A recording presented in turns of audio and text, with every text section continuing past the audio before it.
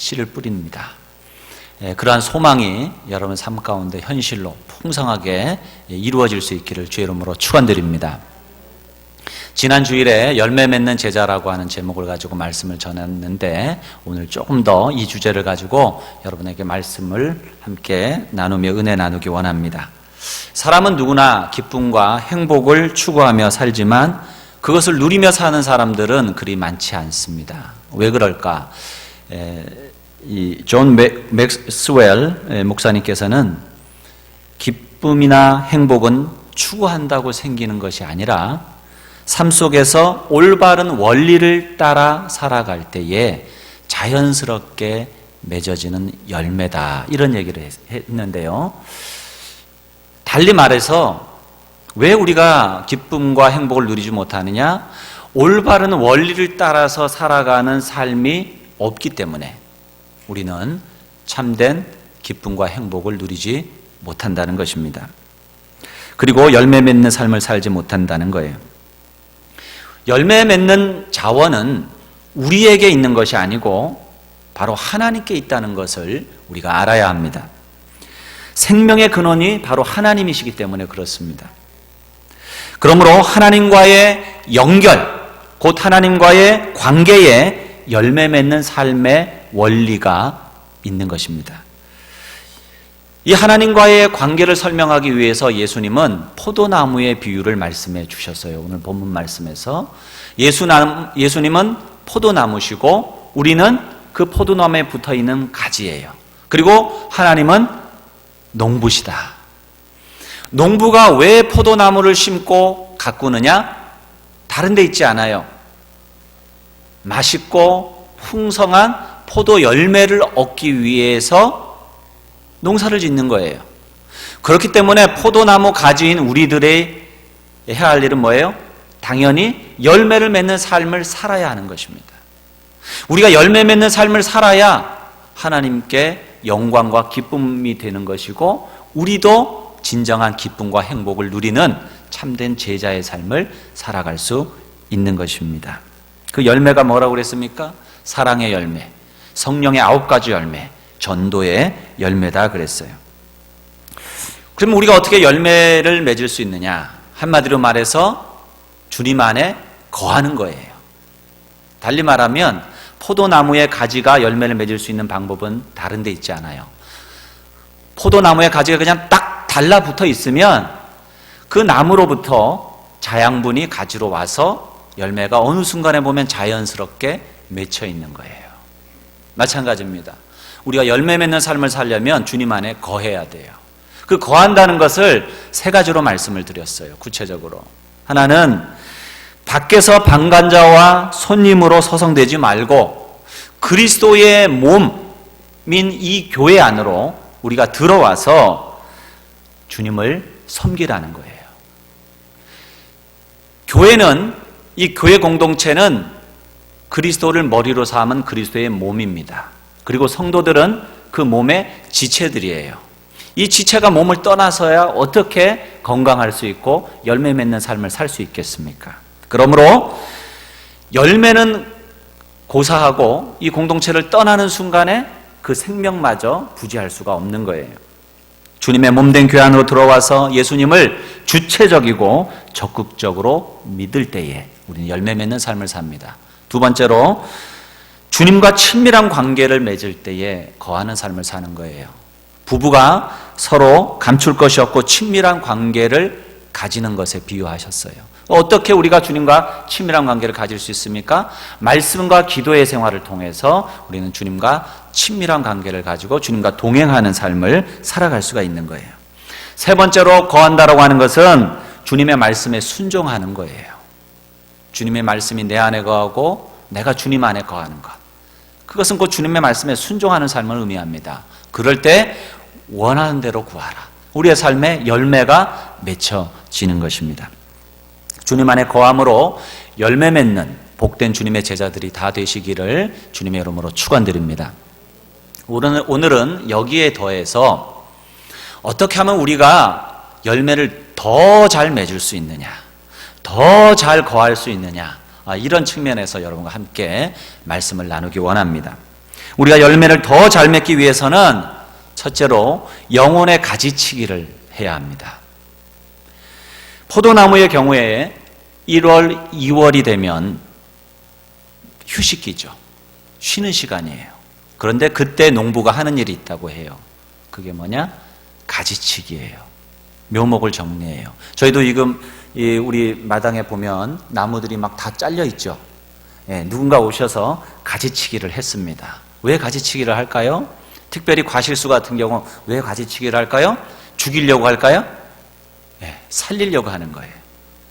더 많은 열매를 맺게 하기 위해서 가지를 치는 거예요.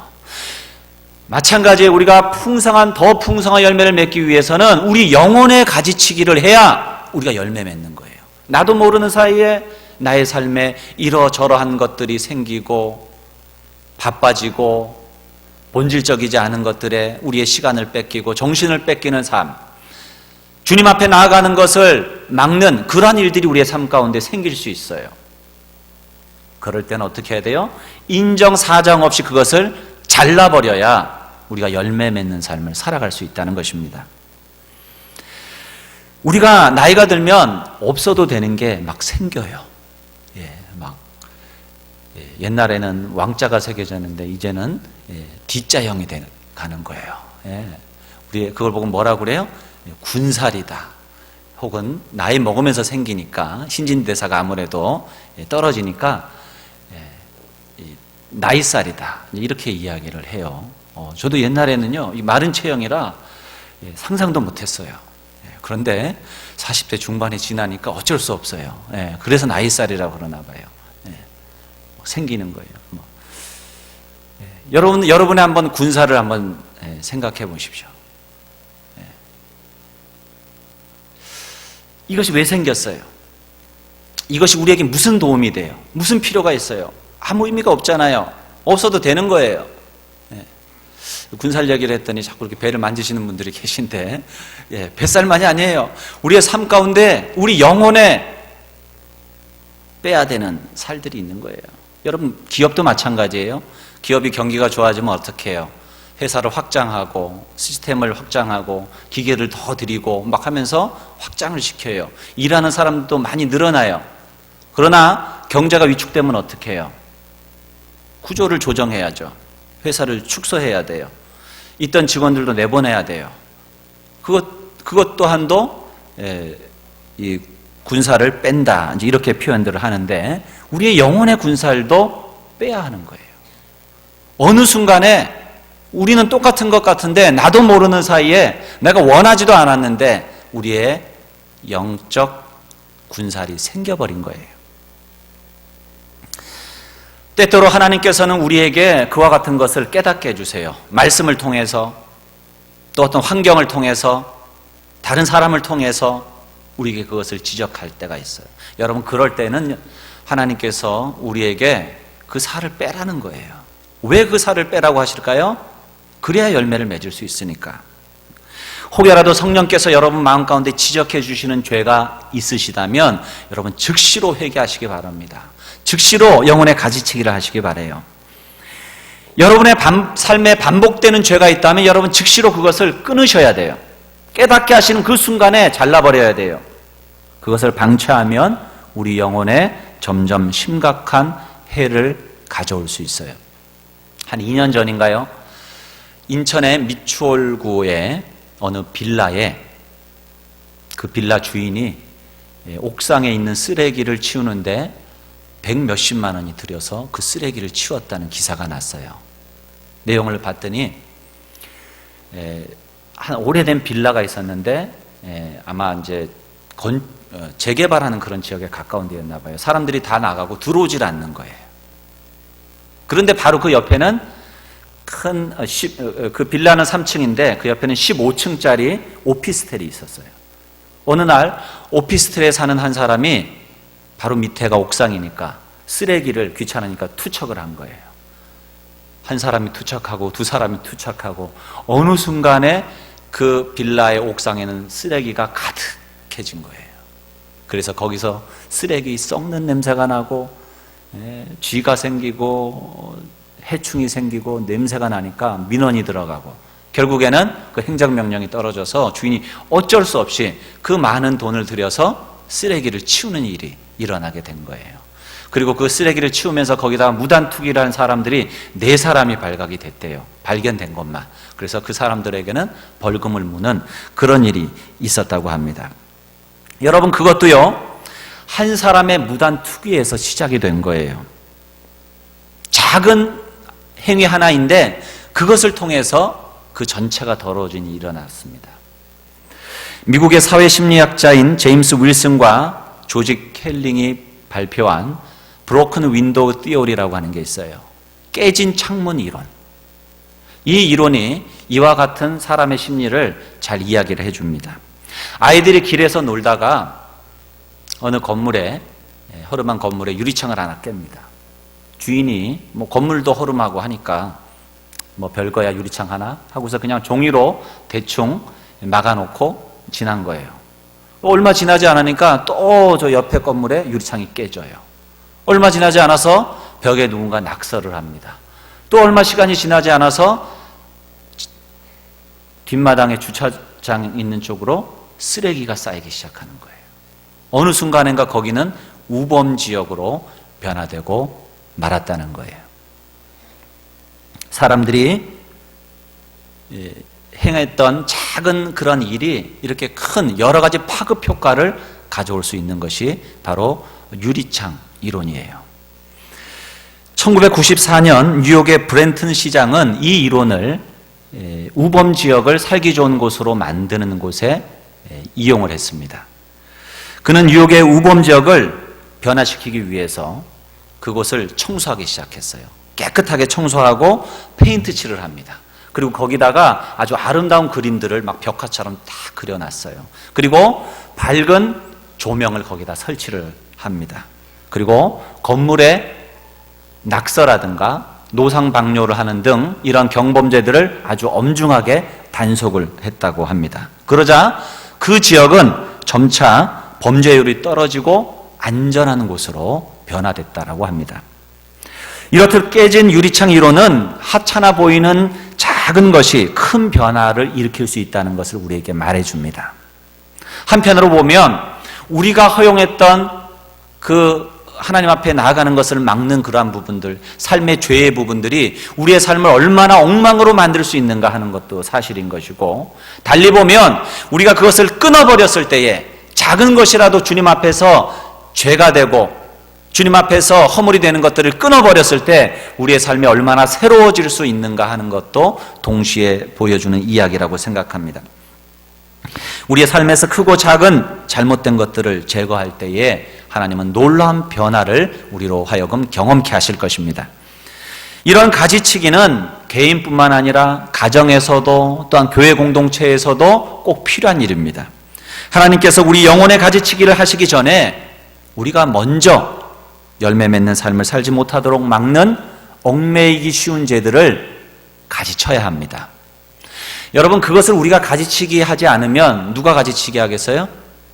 농부 대신 하나님이 가지치기 해요. 내가 가지치기 하면 쉬운데 하나님이 가지치기 하시면요 되게 아파요. 그러니까 빨리 가지치기 해야 돼요. 주님이 하시기 전에 내가 해야 돼요. 주님이 하신다니까요, 가지치기를. 왜요?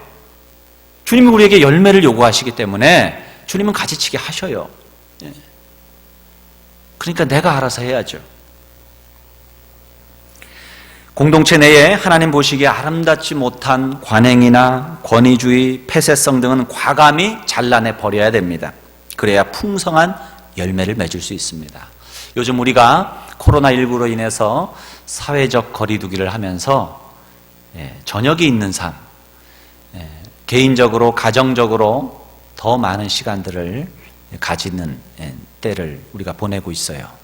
원하든 원하지 않든 그렇게 되어졌습니다. 그 시간들을 여러분 자신을 성찰하고 돌아보면서 영혼의 가지치기를 할 수 있는 그러한 시간으로 만들 수 있기를 주의 이름으로 부탁을 드립니다. 열매를 더 잘 맺기 위해서 둘째로는 열매 맺는 가지는 깨끗하게 해 주어야 합니다. 포도나무는 7월 달에 한 번 더 가지치기를 한다고 그래요. 1, 2월 달에 하는 가지치기는 막 많이 잘라버리지요. 그러나 7월 달에 하는 가지치기는 그렇게 하지 않고 이미 있는 가지들을, 잔가지들을 이렇게 잘라주고 다듬어주는 그런 가지치기입니다. 왜요? 자양분들이 그렇게 새는 것을 막아주고 이 열매들이 크고 탐스럽게 열릴 수 있도록 하는 그런 가지치기예요. 그래서 병충해라든가 벌레가 생기지 않도록 보호해주고 아름답게 해주는 그러한 가지치기예요. 이것은 죄를 끊어내는 것을 넘어서서 거룩한 삶을 사는 것을 의미합니다. 여러분, 우리가 죄짓지 않는 것에서 멈추는 것이 아니라 주님을 위한 삶, 선한 삶, 거룩한 삶을 힘써야 할 줄로 믿습니다. 주님은 우리를 죄에서 구원해 주실 뿐만 아니라 거룩한 주의 백성으로 살아가도록 부르셨기 때문이에요. 우리를 향한 하나님의 목표는 우리의 거룩입니다. 데살로니가전서 4장 3절 말씀에 보면 하나님의 뜻은 이것이니 너희의 거룩함이라. 하나님의 뜻이요, 성경에 제가 찾아보니까 33번 나오더라고요. 그 분명한 하나님의 뜻 가운데가 하나가 이거예요. 우리의 거룩함.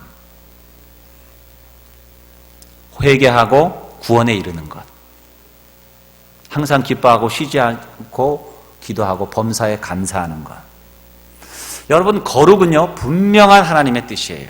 하나님이 우리에게 찾으시는 열매예요. 그러므로 우리가 예수님 믿고 추구해야 되는 삶이 뭐냐? 거룩한 삶입니다. 다른 말로 하면 예수님을 닮아가는 삶이에요. 우리는 작은 예수들로 부름받은 사람들이에요. 예수를 따라가야 되는 거예요. 예수님을 닮아가야 되는 거예요. 예수의 삶을 추구해야 하는 것입니다. 예수님을 믿기 전에 우리의 삶의 방식을 버리는 것에서 그치지 않고 이제는 새로운 삶, 성령을 따라 사는 삶, 하나님이 기뻐하시는 삶을 살도록 힘쓰는 저와 여러분이 될 수 있기를 바랍니다. 이러한 삶은 거룩한 행위 계계 하나 자체보다도 우리의 존재와 관련된 것이라고 저는 생각해요. 내가 누구고 무엇을 위해 살 것인가 하는 그런 질문과도 연결되어 있습니다. 신앙인으로서의 자기 정체성과 관련된 거예요. 고린도후서 5장 17절 말씀에 그런즉 누구든지 그리스도 안에 있으면 새로운 피조물이라. 이전 것은 지나갔으니 보라 새 것이 되었도다 그랬어요. 우리는 새 것이에요. 새로운 피조물이에요. 그렇기 때문에 새로운 삶을 사는 거예요. 새로운 삶을 살기 때문에 새로운 피조물이 아니라 거룩한 삶을 살기 때문에 거룩한 존재가 아니라 우리는 거룩한 존재이기 때문에 거룩한 삶을 살고 새로운 피조물이기 때문에 새로운 삶을 사는 거예요. 그것이 마땅한 거예요. 주님으로 말미암아 우리가 죄와 사망의 법에서 해방되었기 때문에 이제는 우리가 거룩한 삶을 살고 주님을 위한 선한 삶, 거룩한 삶을 애쓰는 것입니다. 그것이 당연해요. 우리는 이 세상에서 여러 가지 업적을 이룰 수 있지만 하나님은 거기에 별로 관심 없으세요. 오히려 우리 안에 하나님의 거룩이 있는가에 대해서 하나님은 관심을 가지십니다. 우리가 거룩하신 하나님의 자녀이기 때문에 당연히 우리에게 거룩의 열매를 기대하시는 거예요. 자식이 누구를 닮습니까? 부모를 닮죠. 당연히 부모를 닮아야죠. 자식이 옆집 사람을 닮으면 되겠어요? 예? 그러면 안 되잖아요.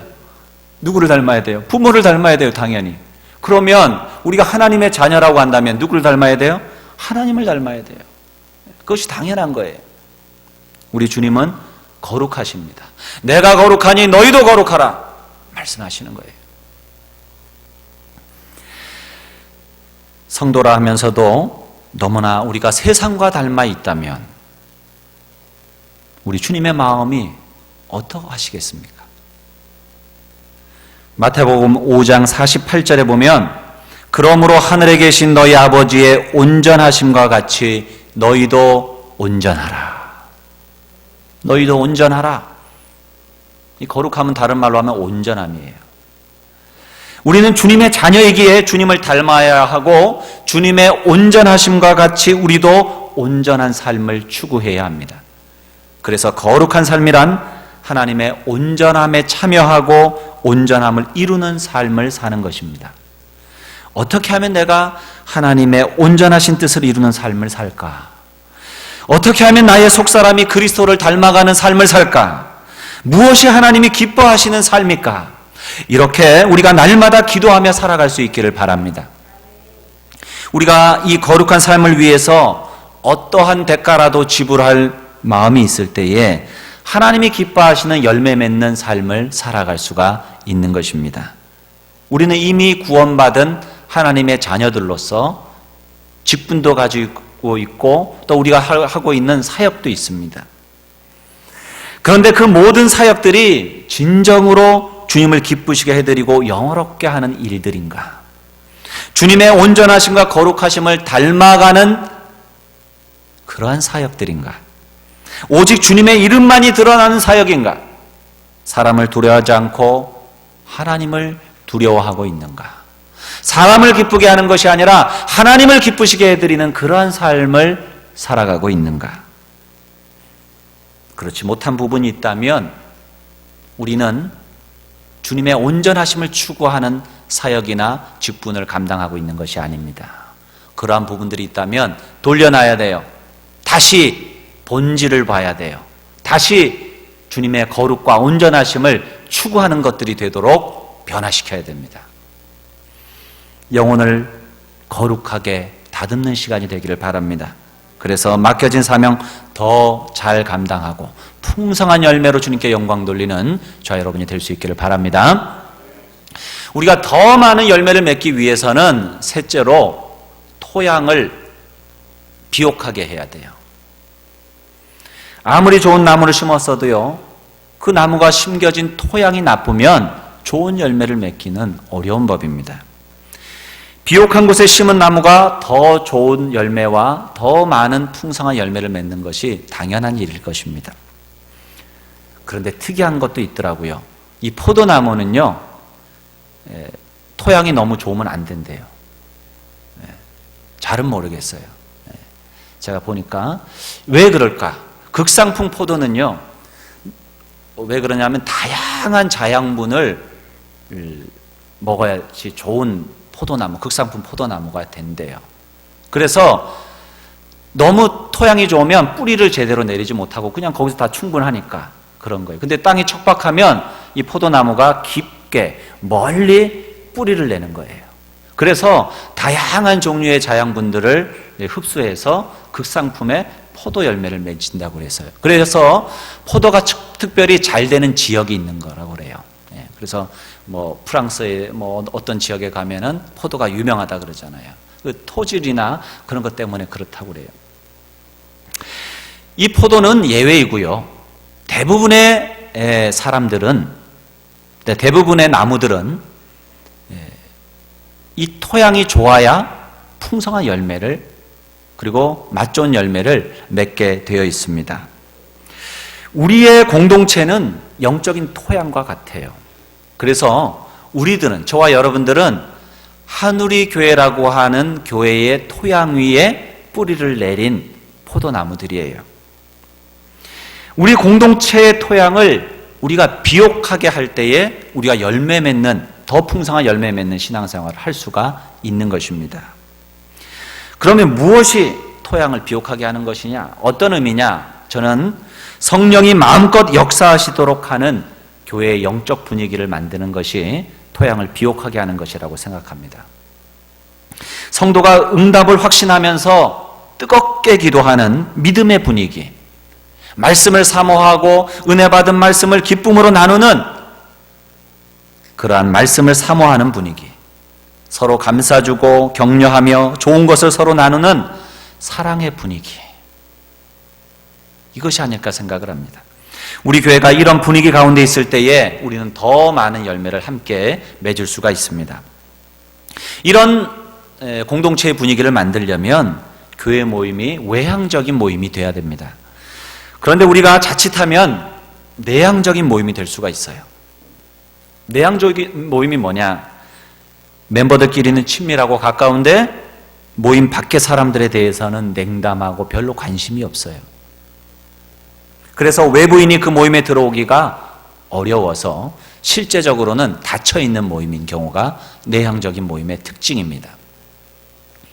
교회 오라고는 하는데 교회 와보면 냉랭하고 내가 환영받는다, 사랑받는다는 생각을 갖지를 못해요.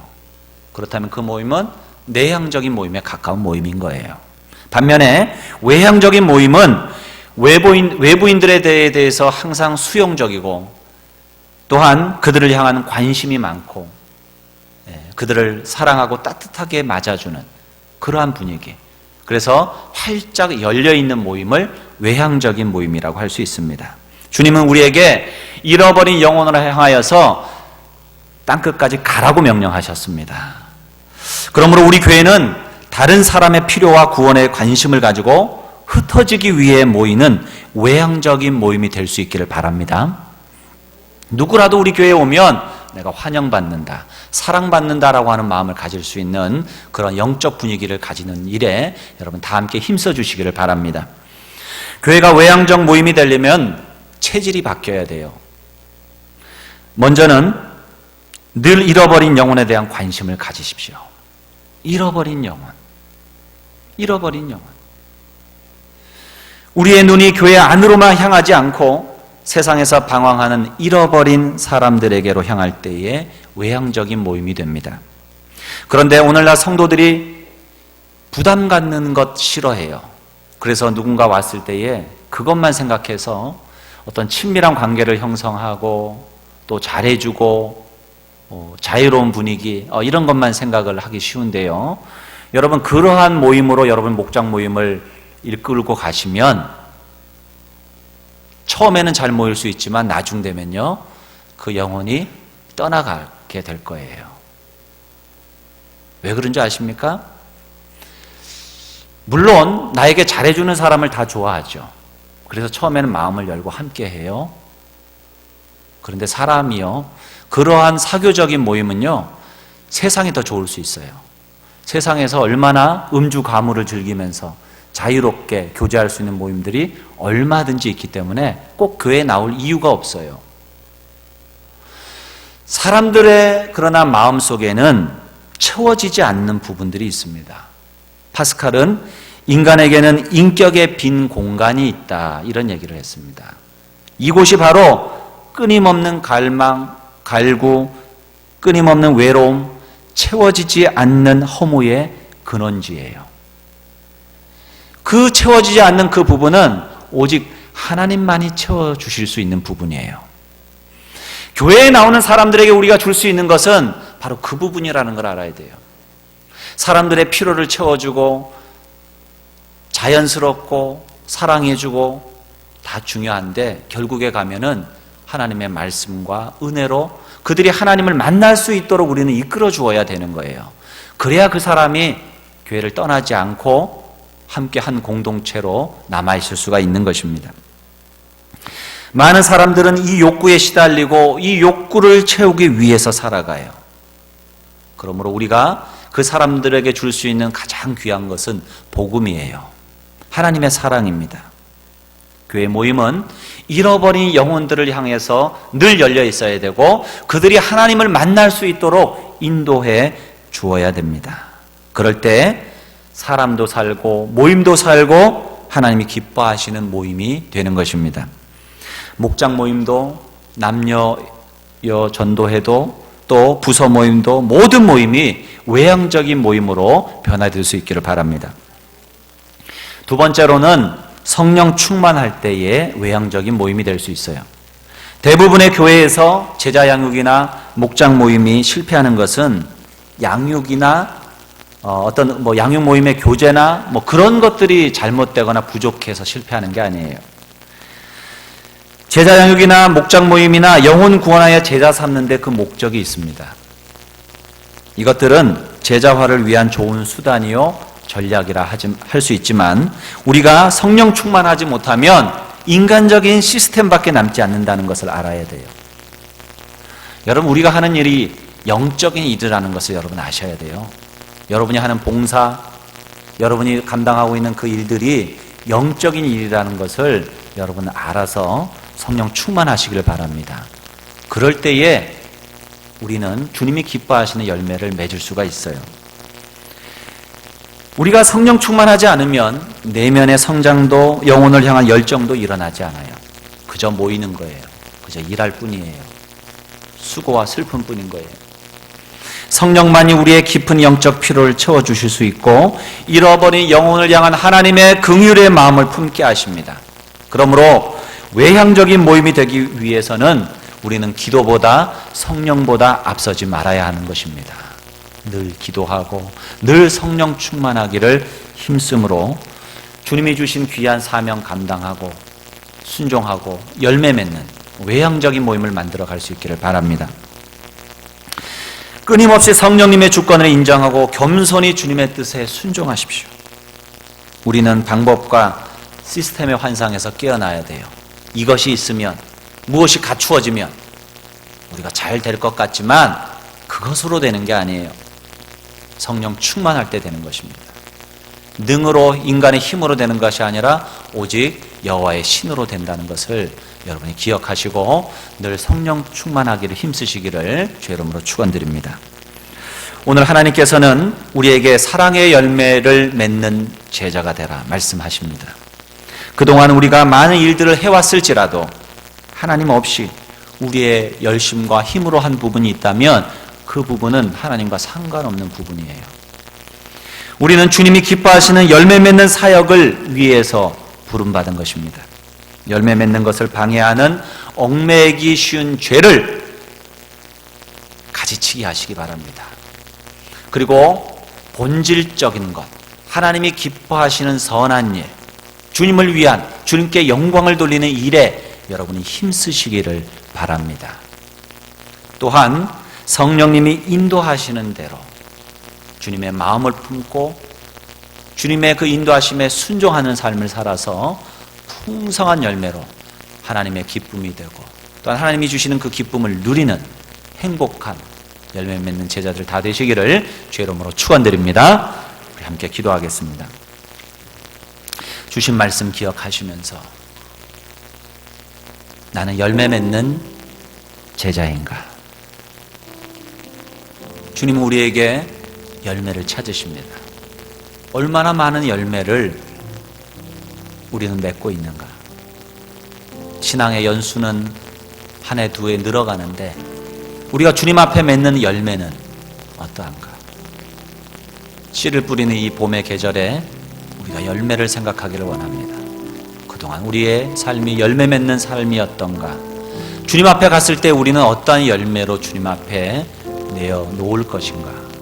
주님, 무익한 종이 되지 않게 하여 주시고 열매는 없고 잎사귀만 무성한 그러한 무화과 나무가 되지 않게 하여 주옵소서.